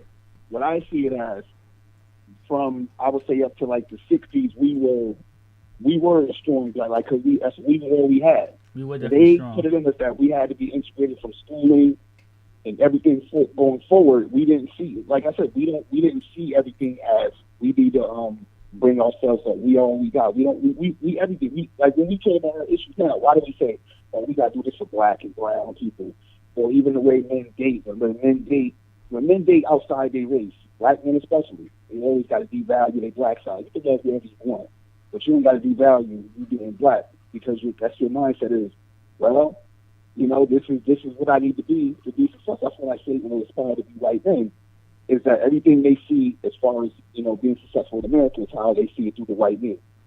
So integration is where that started, where they said, hey, if you want to be, you know, a smarter or you want to have a better schooling, Yeah. you need to be integrated with. Hell no, that shit was never the case. We did better when we were on our own. Yeah, they attacked those, you know, like Black Wall Street and North Carolina too, and Oklahoma. But still, we were better people. I would say after school that. So once we the integrated, period we after slavery. lost our fight. Once they put that into us and we, you know, went along with it, it's just like, that's why I say today to be black in America is a contradiction. Wow. Today. Yo, Because we definitely lost it's Dixon just not, Avenue. what? Yeah, we were just discussing that yesterday. Yo, so okay, so let's talk about. All right, we're gonna. This what I knew was our Black Wall Street. Yo, I just didn't- hear people talking about it. I didn't never know seen it. it. Me neither. We too young. We don't know. Nice just had this conversation yesterday. I'm like, Ran it so- down. I'm wondering where the pool halls But at. did we- I gotta did we- drive all the way to. Listen. I mean, You know, we're gonna say that Virginia for. Chicken I got a whole Shack. nother show on the Black Entrepreneur. What happened to it? We Look, gonna hey. we gonna go. That's a whole nother topic. Thanks for calling, Ant. All right, go ahead. All right. Have mercy. I mean, I want to get a female caller to come in. Female, you could call in and, you know, state your piece about where y'all think the black man could fix himself at and everything else. But let me ask Seth one more question. Oh man. I mean, Seth, man, I'm just I really kidding. respect your point of view I'm from just day messing one. with you, man. We be in the I mean, club we're and we talking. building on black. Yeah, we are black wild. power. Yeah, we've been doing this for decades. And this now. is a serious question. Yeah. Because I done had a debate, kind of got caught up by a news reporter on some bullshit. Oh God. Not- Not. The imagery of the black man. You said Is it- imagery? Yeah. Oh, okay. Keep going. Is the media portraying us fear? No. No, not in the slightest. Like really, I And as a I black, have had some very, very heated conversations with you know, lots of people who were writing around the East-West beef. Because I don't know if you noticed about me, but I did 6 years of radio while I was in college. oh, okay, that's what's up. So Okay. you know, I was in them circles, being mean to people who I thought was disrespectful to hip hop, bro. You know, I don't like bullies. So it's like when I see people being disrespectful and speaking out of turn and saying things that, you know, basically poison our communities, so especially people of color. So is hip hop music to blame for a lot of our problems? It's a culture, and not for nothing, the culture was grown out of the Bronx, man, by Jamaican immigrants I understand that on American soil, and Puerto Ricans and Black Americans. We could say that's part of the media issue. Yeah, it was burning when it was. You understand how many things that were born while things were burning, bro? True indeed. You know what I'm saying? And do we expect it to be a healthy thing? Real. But I mean, we can't expect it to be a healthy thing if it grew from concrete and fire and despair and wanting for better. But let's say, as far as the media, like going back to the media, like sometimes all you see is black crime men. in the city. Yes. So is it? I mean, oh man, do the media owe us? Do we owe ourselves? Man, you want to blame? Man, if we are in the media, look, if we are in the media, I don't have enough lawyers to answer these questions. I think the media is a strong supporter, or has been a strong supporter of shedding the light on our suffering. Hip hop itself is media. True, that's what I'm saying. Exactly. That has, by its own admission, been the voice of the people through the, not for nothing, I say it all the time to people, particularly in white environments. Hip hop saved my life. Okay. Hip hop and football saved my life. So it's like I say that because that is a very conflicting statement to make with both of them, especially because I just took the stance on the NFL and I don't tune in no more. And you've seen how I play. Yeah. You know what I'm saying? Because, come on. on. So, okay, as being a true advocate of hip hop, we got big Is responsibility. it the voice of the people still? Not for nothing, the babies don't even know what the culture is, man. It's watered down to hip hop is but not just music. I honestly feel we planted a bad seed in our youth with the music we looked. Yo, man, hip hop when we was younger was raw. It was. I remember hearing this ain't hip hop. I remember hearing the first music. NWA CD. You couldn't even make that right now. No, Listen. you probably. And we was young. Listen, And I remember playing. Now, that was '89. Yes, but. And we know what was going on in '89. Tawana Broly and all that stuff, man. Come on. I'm just talking. I mean, far as gangster rap and how it evolves from the voice of the people to literally, I think it damaged a lot of people. The thing it didn't damage me because I was grounded. What is gangster rap, man?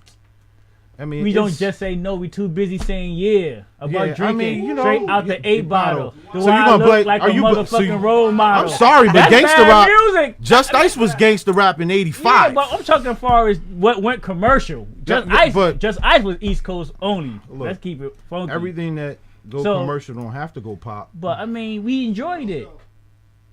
But did it mess up the people coming up behind? Look, I know because we were 13 years old. True. We were 12 and 13 when that happened. Overnight, we went from Fight the Power was that plan to F the Police because those two went together, but then we play albums. Right. So the rest of that album was disrespectful. It was disrespectful. So the NWA was disrespectful. Man, listen. I mean, listen. I listened to it as an adult and be like, "Yo, this was I some can't raw believe it. I was stuff. playing that on 200. I turned my sound design double deck situation up to 20 with the alarm clock in the morning. And my mother walked in my room. I remember that like yesterday. I played F the Police and woke up for school. The day after I heard it for the first time, I woke up and our whole house, 3-family house, was listening to F the Police at 6:30 in the morning. And my mother walked in and said, "Don't you ever play that in this house again." I respect that. I remember playing "A Bitch Is a Bitch" by NWA in front of my mother, and she like cut it off. That's so disrespectful. But hold up, I played that in college in front of a classroom full of white kids and picked apart the B word. Can I say something? As far as like with the West Coast, and you're right, but that was their style. Yes, it was. That was. But was it the voice of the people, or was it disrespectful? Listen. From the East Coast, we understood our vibe. You understand what I'm saying? It was different. when the West Coast NWA, it was like, yo, they out of control. But did that music destroy us? they was telling the story. I'm not trying to put the Music blame. can't destroy us, It man. can't, Listen, It empowers us. They was If telling you the story from their If you perspective. implanting Ice bad Cube wrote imagery that. and bad images and bad, like, Look, do you I forgive know- Cube? I forgive Cube. I think he's done but enough. I think it planted the seed I think that he's done messed enough up the after youth. that. It I messed feel up you. a lot of my friends. But I Forget feel the youth. like Cube has made. Look, I was arguing with somebody about. I mean, because I we like give Cube. a. Yeah, I like love Cube. Cube. I like Q. I Today love was a Cube. good He day. today's Bill Today Cosby. look, Without Cube- the pills. Cube is the nicest pen on the West Coast. But did he plant a seed that would? No, Almost man, destroyed the hip hop black race. seed was the rose from concrete in the Bronx. You can't create a seed in Compton and say it's hip hop. The seed, the source, is in New York. It was already But planned. what took? Let's say we going over time, Rob. I know you got know something going on. Okay, so we're gonna continue. I hope to not Look. hold y'all up too much longer. I mean, Okay, for well real, we going. let's I'm go. saying I don't because we care. going It's- hip hop. Yeah. I love hip hop, true hip hop dude. You know what I mean? Look, I go I don't back. doubt I go that back at to all. Cool Herc and everything else. But what I'm saying is, I go back to Run DMC. Me I see. I too. go to. Fat I'm going to the Boys. foundation. Come on. That's when But I started. I Ooh, he do said master know. ceremony. Go ahead. I know. Me at 12, listening to NWA did put me in a certain state of mind, It did. and everything else Did we- after that. I think we needed it. But it destroyed a lot of people. I feel.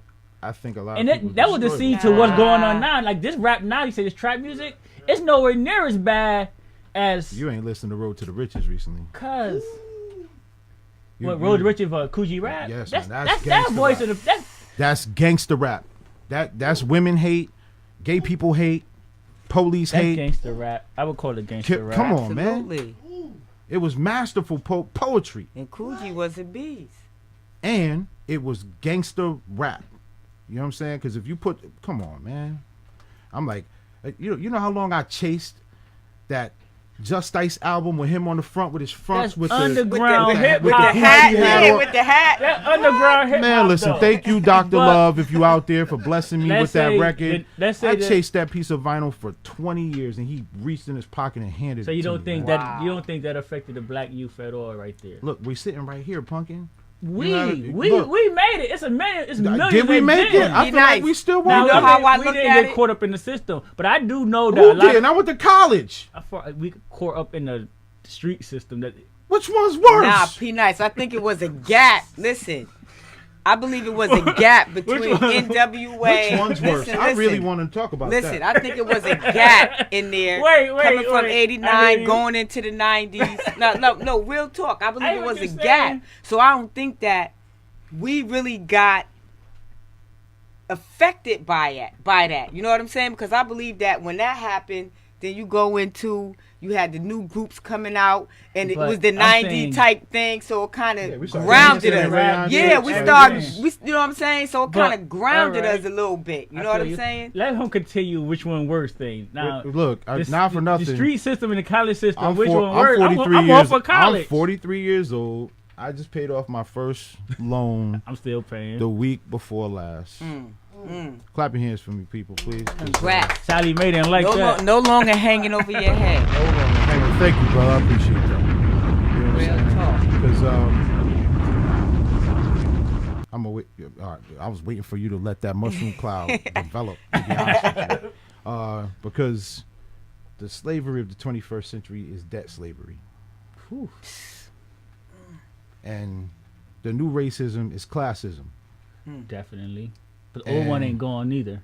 And the old one ain't gone because the cops is practicing it. Yes, Mm-hmm. yes. And some people are getting, I mean, shoot, Rob was talking earlier. You know what I'm saying? There's people out here who represent hatred and disdain Yes.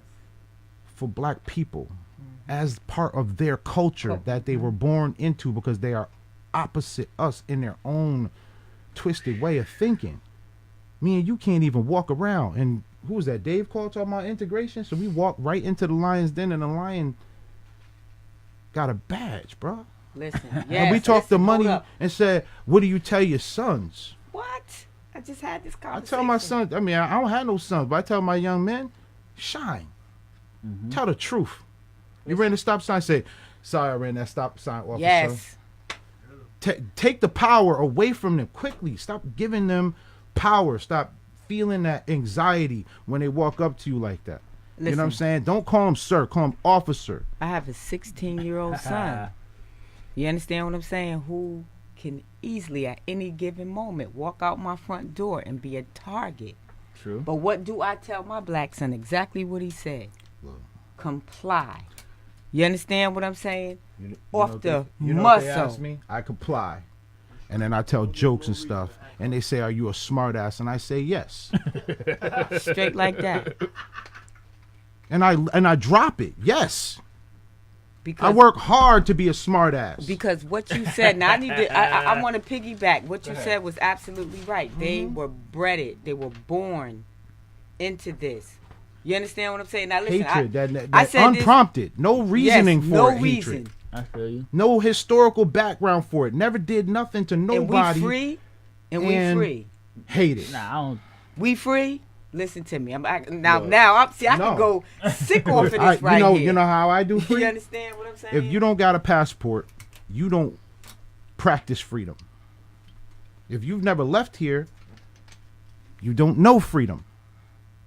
Why do you say that? Because I've been a black man on 4 continents. Try it. Get yourself some. And know what freedom tastes like. Wow. All right, y'all. I mean, we went over 7 minutes. I appreciate everyone watching. You're good, Joe. Now you say we got the Dr. Love show going on next, I right? have no clue. I haven't heard from you. You good? Oh, okay. We're gonna go a little while longer then. That's cool. Yeah. I'm with it. I'm straight. Well, I did I'm my good. calisthenics. You know I'm good.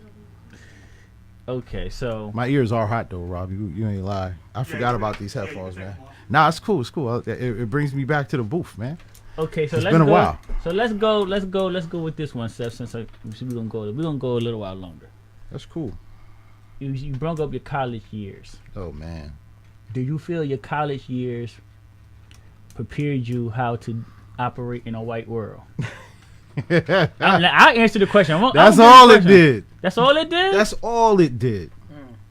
Imagine. What is the number one rule on a college campus? What's the number one rule on a college campus? The one thing that gets you kicked out. What's the one thing get you kicked out? Yeah. You must stay a night in your dorm. No. See, that's if you go to HBCU. I was a Southerner. We had to get female to slide female into our we dorm. had co-ed bathrooms. Oh, wow. Yeah, look. I went to a private white institution, man. Yeah, I know that. Yeah, definitely. And we had co-ed bathrooms. What is the one thing that gets you in trouble to the point where you got to go? Drugs? I don't know. I said I went to a private white institution. Shit, and you think drugs make you get kicked off They campus? don't kick you off for drugs? What do you think? I mean, listen, school, What do you think white colleges do? I went to Southern, which is a white college, I would call it. Thank you. Say it again, Tom. High as a kite, But drunk, and They do everything drugs. else. They do They drugs. do it all. Sure They did. do drugs. They do it all. So what did it prepare you for? You just asked me, did it prepare me for white America? It prepared me to get a degree and work for more hours for less pay, even though I owe money. And even though you went to Well, a all-white college, But you didn't get the same credentials as the all-white college. No, same credentials. Well, not same the credentials, but check. the same check. Absolutely. Debt and a smaller bag. Unless you keep chasing. You got to get a second degree, third degree, fourth degree. Before you look up, you owe. You in $150,000 hole. And when you from Sherman and Scranton, you don't do that. True indeed. You don't do that. So I'm not built like that. No, I'm not gonna let you jump me into nothing. I'm not gonna let you. No. This debt, we're gonna get out of it. I hear that. And then I'm gonna raise this queen, and I'm gonna teach her to stay away from debt. But the trade-off was worth it. Let's be real. I mean, you're an educated man with a great job. With a good job. You don't ever use the word great. I never wanted a job.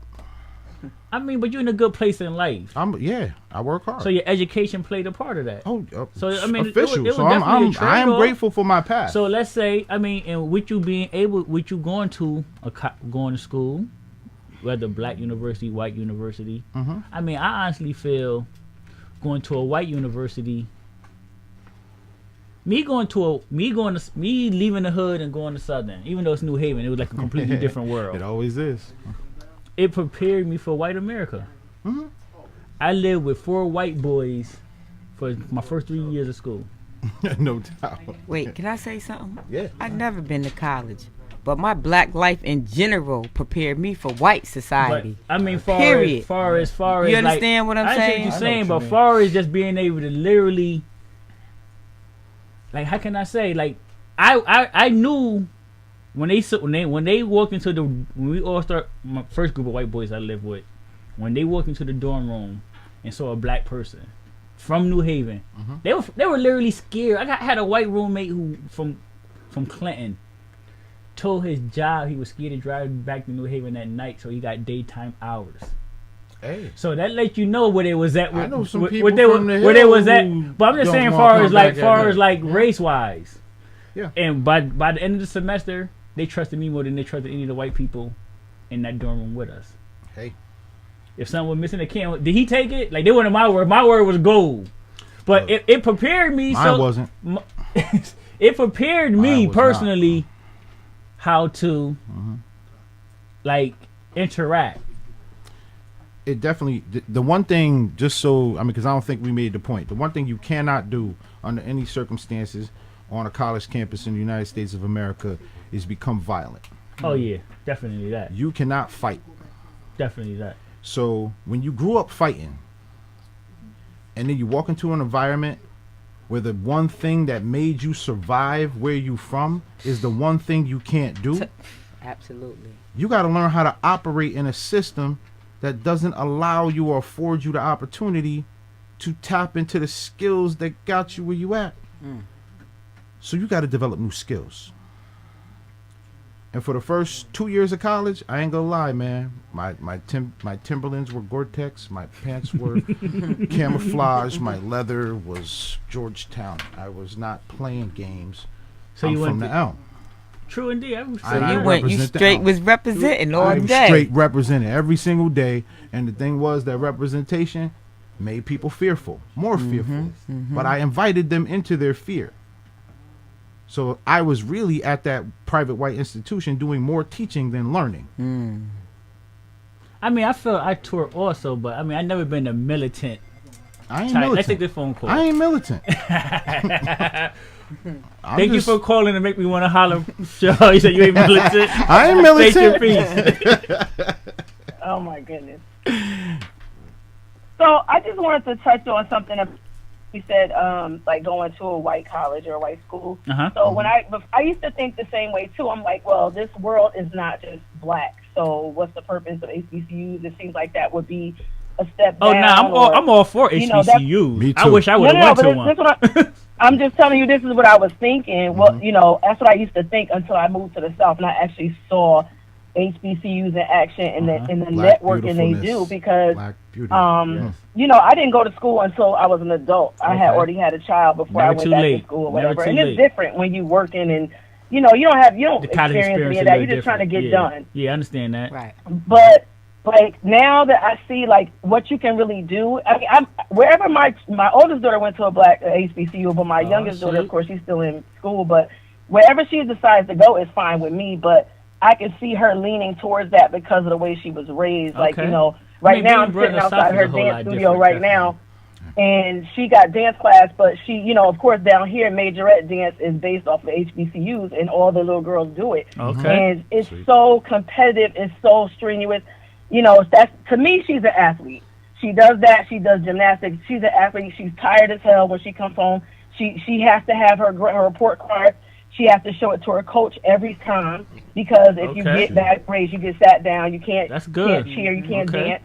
She travels with her team, and her coach was she went to a HBCU when she danced, and now she's got this huge dance company that's all black owned. You know, it's crazy. Even but you're in the South, right? This Nikki. Yeah, yeah. Okay, what's up, Nick? Yeah, I mean. Hey, what's up? I know it. Hey. I mean, you in Atlanta, right?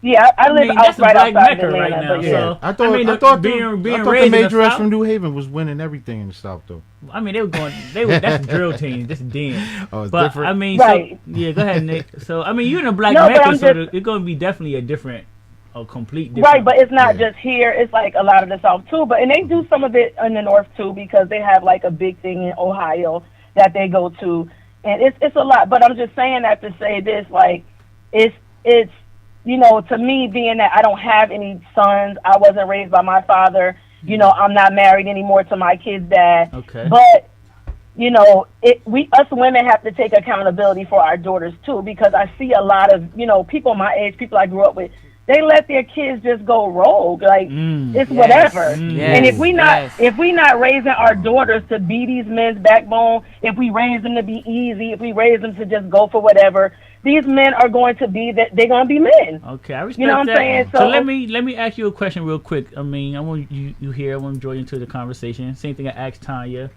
Do you feel your father not being in your life damaged you more than? I mean, I know it didn't help, but was the damage repairable as an adult? I don't know how to word the question. Like, I say that. No, I get what you're trying to ask, and I say this. Like, of course, not having a father did damage, because it just made me think differently, as opposed to if I had a positive male role model that was my father, because I had plenty of positive black male role models. It just wasn't my dad. But because of the state that my dad was in, it was a better thing for me to not have for him not to have been there. Understood. Okay. Yeah, I did. You know, he was out there. I mean, he was on drugs real bad. He wasn't trying to get himself together. My mom used to refuse. She wouldn't let him come around me. And for a long time, I blamed her until I understood what was really going on with him. And then I understood why she did that. She was protecting me from him and what he had going on. She didn't want me seeing that. She did the best she could. You know, sometimes that's why I said when I think I forgot the young lady's name that's on there, but she said something that resonated with me, Tanya. Because sometimes it's not meant for these men to raise our kids because of where they are, where their headspace is. That's right. Absolutely. I hear that.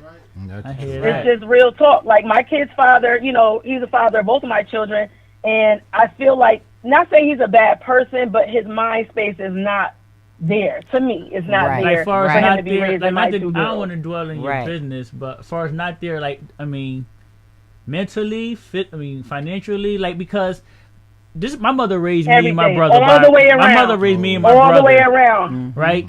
But he's not there, period. I mean, wait, hold on. Hey, girl, I'm sorry. Your mom wanted me to bring you home. Sorry about that, Funky. All right, that's what's up. You get it. Look, yo, don't put your babies in Ubers, y'all. Straight like that. No, don't. That's don't. Right. But so, I mean, you as a black woman, do you feel that you could raise your child and cover all squares, like all corners of the square? Because I have daughters, that makes it a little bit easier, but at the same time, no, I can't, because I can't give them that, you know, your father's supposed to be the first man you're in love with when you're a female. You know, in that way, like, look up to, idolize, respect. I can't give them that, but all I can do is be as real as possible in all situations, and that's what I try to do. That's right. All right. Thanks for calling, Nick. I appreciate that. Yeah. Thanks. Y'all have a good one. You too. Yeah, Nick so let me ask you this. I just want to touch on something Nick said, because we can't dismiss this behavior. Yeah. This notion of boys will be boys. Boys need to be checked. And they need to be checked by men who are responsible to become more responsible in their behaviors. And that's all the way around. And that's a part of a community.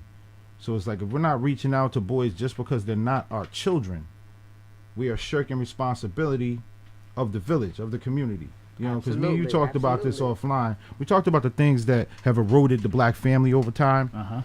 And, you know, the traditions of, you know, Sunday dinner and all that is, I just threw that out there because that's something that is stereotypical within our culture as a staple, something that happens or something that used to happen when grandma pulled the greens out the ground and, you know, got it popping. But there's two things that everybody in this room can finish these sentences too. Children are to be seen and not heard. what happens in this house stays in this house. So if the children in this house can't say to anybody what's happening to them in this house, whatever happens to them in this house is how they show up in the world. And we can't, the neighbors don't even know because our village is no longer a thing. Because we ain't practicing none of the stuff that was going on in the 60s and the 70s. Absolutely. I agree. We are operating, people have partnered with the United States government and the local governments against their own interests. You can't even say anything to people, kids. You feel the government is truly against the black man? No, I didn't say. I said the family. So that's white families too. Oh, definitely. Listen, it's this. Listen, because we're talking about the black. But listen, it's class is the. I said, what is the new slavery? Classism. Debt. Listen, it's divide and conquer, and that's what it is. It's always been divide and conquer. Yeah, but listen to what we talking about. But we also talking about in the black family. And I would say, me and you had this conversation yesterday, and I was talking about, what happened when, if you go back to the 50s and the 60s, and the black man was in the home. You understand? He was there. You understand what I'm saying? And you start going into the 70s when welfare was, relevant, and the man, he had no place. Listen to what I'm saying to you. You can do some research on this. And what happens with the black man? He's frustrated. He can't take care of his family. He might be alcoholic. Is that a cop-out? Listen. It's not so much a cop-out, but if you don't know no better, then how you going to do any better? So when you was going back saying, who do we blame? Listen to what I'm saying. So did it start with our parents then? Because, like you said, the 50s and the 60s, the family was together. That black man, that black man might have through some stuff. Yeah, he might have. Listen. I'm talking about as far as our parents who came up, who was in their 20s. He nice. The black man might have had it in his heart that he gonna stay in here and take care of his family, but it got crazy. Somewhere down the line, something happened. So is that a cop He out? fled. Look, how many people had jobs? Who had the jobs? That's the question. Who had the jobs in the 50s? Who was providing and bringing home the food? The man. Well, it was black-owned businesses that was shit that they burnt them down and took them from. Let's say the men, though. Go back to that. That was part of the tradition. And people, there was so many different things that prevented us from owning property and, redlining and, all But black people own more property, I think, back then than they do now. Well, yeah, in the 60s, that's when things started to change, particularly in this community. So we got the Ville. But, what Ville do you remember? Because them parents passed them home down to their kids. And that's all I know is I went to the Fresh Fest and ran home from the new Hallville door. Straight like that. So the plan was in play. I was 9. I was out. So the plan was in play. The plan was in play starting, 65, you think? 60? Yo, the plan been in 230 from years. Day one. Plan from day one? From day one. Come on. So how do we fight the plan? You own your own business. That ain't But somebody else is paying $700 for Yeezys. You know what I'm saying? I hear you. It's priorities. We have to shift culture. And I ain't say it was gonna be easy. Nah, it's not gonna be easy. I didn't say anything about nothing worth having is easy to get. But we can't even get on the same page as far as the kneeling at the flag. Look, man, some people fought for this country, bled for this country. They believe deeply in this country. I know a lot of families. I've been in the households in Alexandria, Virginia, of people who served in the military, and they had these beautiful homes and these beautiful families, and all their children are able to go to college on the GI Bill. Sure. I understand why our people salute the flag. I understand that definitely also. I just grew up listening to F the Police and Public Enemy and didn't have my father, and I made my own decisions. You bring it back to you. Do you feel your father not being in your home hurt you? Nope. I don't feel that way either. Because the thing is, how I felt about it was, I was rationalizing how I'm gonna miss something that I never had. Just logically speaking, because that's how. But is that a good way to feel? That's a Tupac lyric. No, real talk though. Tupac said that. Real talk. I didn't know that. I was just talking about from top of my head. Honestly, I mean, is that really, a good way to feel? Like you didn't miss a man. But you said you had I your had two grandparents. grandfathers. You know what I'm So saying? you was lucky in that point. So I didn't even call it luck. I call it blessings, man. They was here till I was 40. I didn't have and that. I could reach out to them and talk. Shoot, That's a blessing. I flew down south 5 times to go sit with my grandfather. Hit the record button. Look, I hear that. I would keep it 100 with y'all. Yo, that's what's all the up. way down. I believe. You know, I ain't have a grandmother or grandfather. Look, world. If you call my phone and I don't pick up the phone, it's because I have the memory of my grandfather in my voicemail box. Wow. Wow. And I refuse to delete any of it. So I'm going to grab a random Orangeburg, South Carolina. I hope he don't say nothing crazy. But he ain't with us. But so you had male role models, though. Hold on. Yeah, I guess you done forgot about your old grandfather. Oh. Give you a holler sometime. Okay, I respect you that. Know, so you know what that does? That's You know what dope. that does for me? Every time he put a shovel, a hoe, a pick, a hammer in my hand, when he gave me a hoe, and I'm in Orangeburg, South Carolina, in 1991, trying to escape the craziness that was New Haven, I said, "Granddad, can I come with you?" Because I was like, I just didn't want to have to deal with this, man. For one summer, just get me out of here. I jumped in the whip. I went down there. He woke me up 4:30 in the morning. This is real rap. He handed me a pair of Air Forces that he stole from me out the hallway. I couldn't even fit them no more. So overalls and a flannel shirt at 4 o'clock in the morning and a hat told me that the sun will burn me alive. I had to get out there now. I respect that. He gave me a hoe and told me to turn over an acre and a half, bro. Jeez.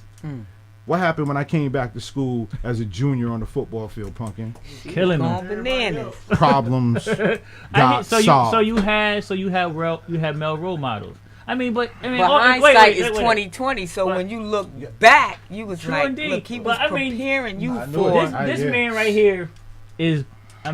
He's a success. He's a success story, right? Him and his brother. His brother came up in the hood, Yale graduate. 3 years older than me. So first time I know honestly, in high school. Your brother inspired me without him even knowing. We used to go hang on Yale campus. Straight I up. was like, I never hung on Yale campus. I never knew the one who went to Yale. Right. This man was my senior buddy when I was a freshman. Hanging with you. Yeah, we having a party on Yale. Let's go hang on. Hang up at we Yale. definitely crossed that line between Wood and Yale in the hood. Quite simply, the pool boys did that. But it sounds like your foundation was your mother. Well, my mother, my grandmothers. Check out my grandmothers. It was them women. It was those women. Ooh, now we cooking with grease. So we are saying that the black woman can cover all 4 corners. Yup, and has. And still will. That's right. But they need us to protect them, honor them, respect them, exalt them, hold them up, lift them up, support them. And we need the same thing from them. Real talk. But that's what community is. That's what, we all healing, yo.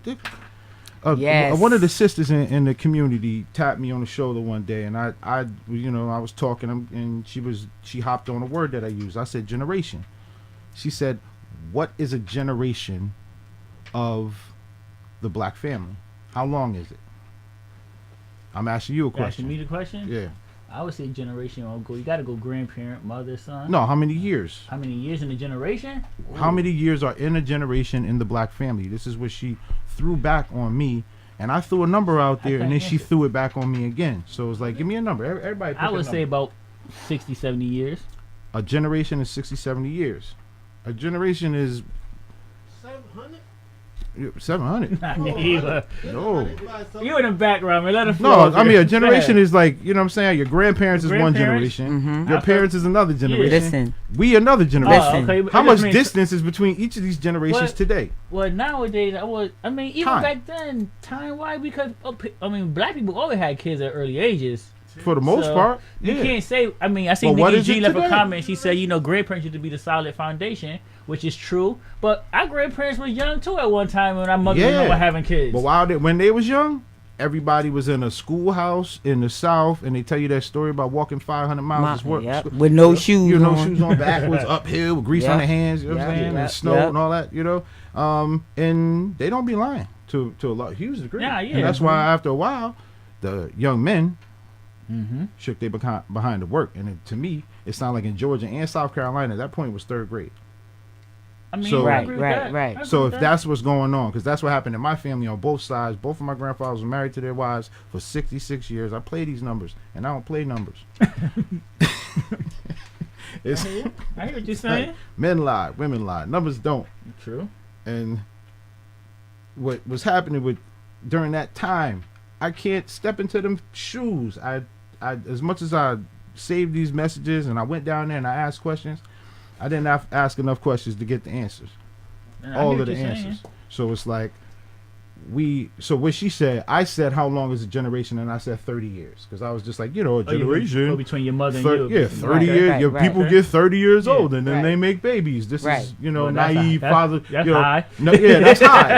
And she said, what about your neighborhood? And I said, that's not right. And she says, well, that is a statistic that people use to, justify what resources are put where. You know what I'm saying? So, so you would know that. Yeah, she basically looked at me and was like, keep it 100. I would say, if we're gonna go say blacks as a whole, 16. See? Listen, some people I can't even listen. I can't even like 16. Like, I mean, I had my first at 22. So every 16 years, we're giving birth to babies. How old is grandma? 32. No, almost. Well, that's not funny.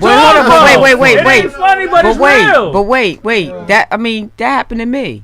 That happened. But wait. I'm being real. Yeah. My mother was 16 when she had me.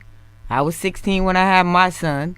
My daughter was 16 when we gotta break the cycle. I have an 18-year-old who is not pregnant. Thank God we broke the cycle. That's not going to happen. Okay, so let me piggyback on that. So let me piggyback on what you just said. You feel what I'm saying? Do you feel the father of your kid, your husband, that's the father of your 18-year-old daughter, being in a home, played a major role in that? Yes, it did.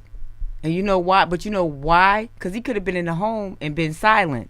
But he's not. He's in the home and he's vocal. And he has that relationship with his daughter. But at the same time, so do I. And what we're saying is, listen. But it also, go ahead. Look what we did. This is what we did, right? Look where I'm at. Not saying it's a bad thing, but it's what I went through. I don't want you to go through. You have an opportunity to do something entirely different with your life and not be a mother at 16. You're a baby yourself. You understand what I'm saying? I also want to say with that is it's different between having a kid in your teens and having one when you should be having one, let's say at 30, 32, 33. Hey, I had my first one at 40. So God bless you. And it's still a challenge when you of age. You I don't have understand what I'm that saying? energy that I had. Yeah, I mean, it's different situations, scenarios. I had my youngest, I was 30. I was in my 30s when I had my last two. You know what I mean? Definitely, it makes a difference. It makes a difference. I mean, we are a lot more mature. But like I'm saying, as far as like, I mean, it's a million homes where a black man was in theater and kids just. A lot of kids make decisions, man. Like a lot of us was making our own decisions early. Yeah, but that's what we go back to the family foundation. We make decisions. Okay. I'm talking about individuals. Yeah, so I mean, because but you also say you seen fathers in the home and people didn't turn out to be I also nothing. seen a 16-year-old makes $5,000 in 3 days. I have yet met a person who had a father in a home that turns out to a bad person. I probably only knew 3.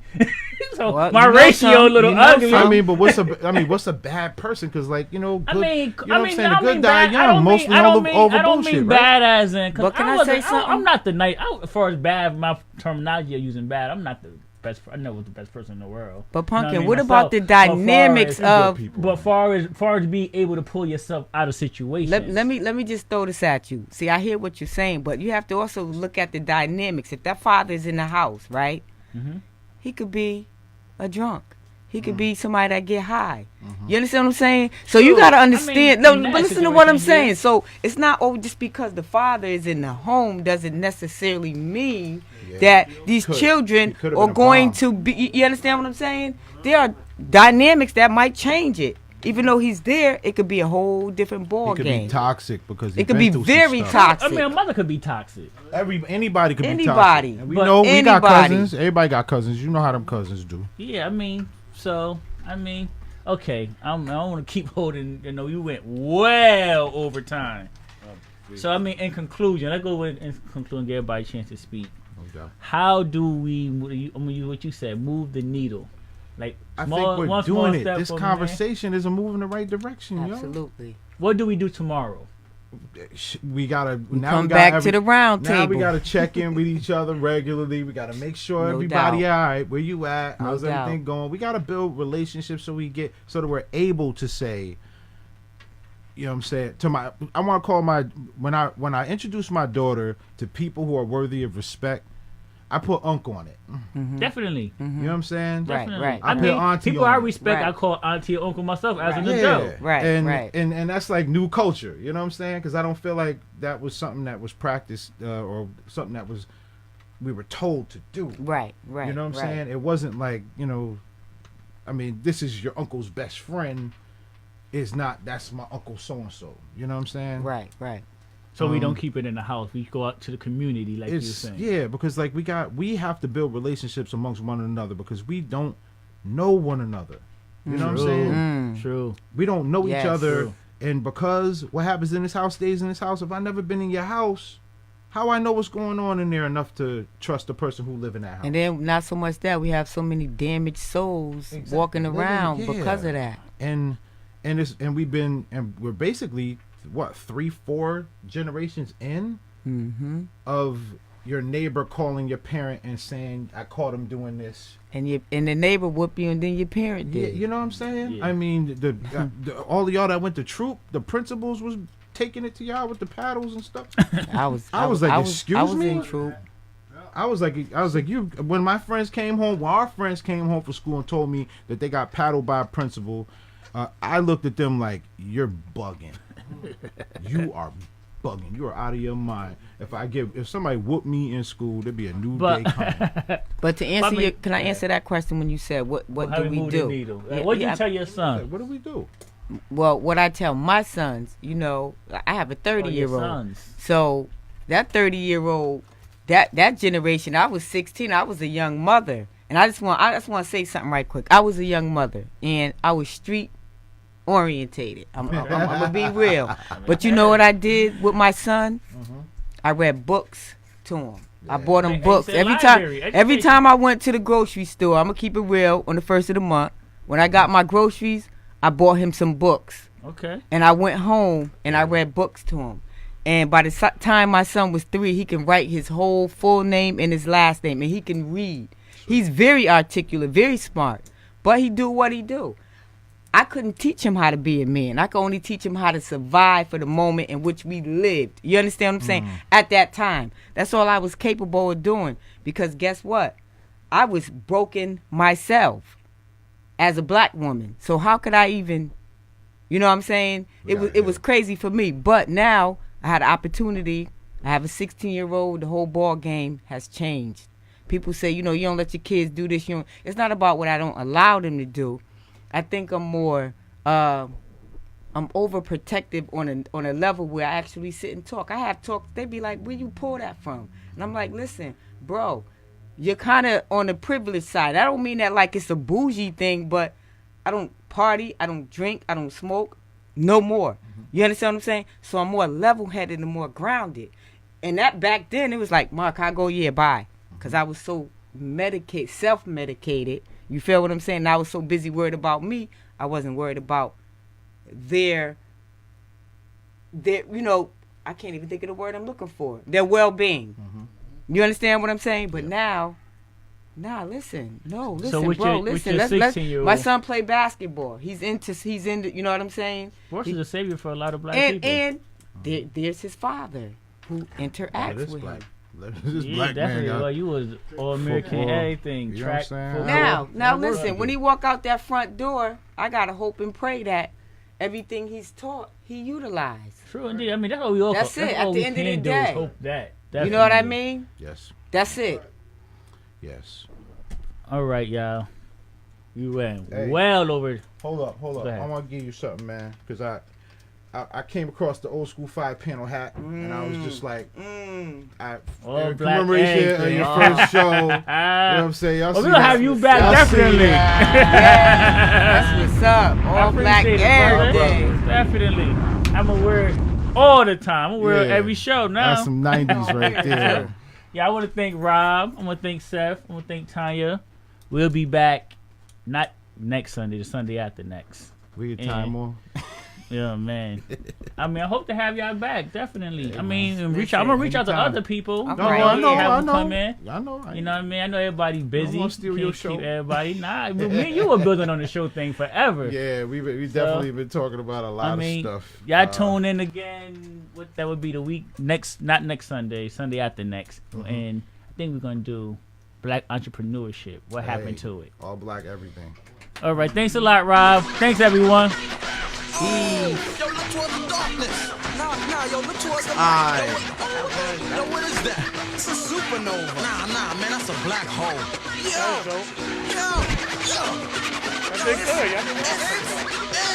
I leap over lies in a single pound. Who are you?